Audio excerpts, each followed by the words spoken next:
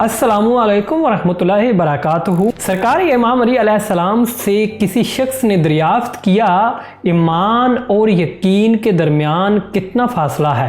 तो आप अलैहिस्सलाम ने इरशाद फरमाया 4 उंगलियों का। उनसे पूछा गया कि इसका मतलब क्या हुआ? जनाब अमीर अलैहिस्सलाम ने फरमाया, जो कुछ तुमने सुना और तुम्हारे दिल ने उसकी तस्दीक की वो ईमान है, और जो कुछ तुम्हारी आंखों ने देखा तुम्हारे दिल ने उसे मान लिया वो यकीन है। और आंख और कान के दरमियान 4 उंगलियों से ज़्यादा फासला नहीं है। इस कौल पर गौर करें, ईमान और यकीन के मुबैन जो फ़र्क है वो इससे ज़्यादा वाज़े और बैन अंदाज में बयान करना मुमकिन नहीं। अल्लाहुम्मा सल्ली अला मुहम्मदिन व आले मुहम्मद। नमाज जो है उसे बाकायदगी से अदा करें ताकि आपकी दुनिया और आखिरत जो है वो बेहतर हो सके।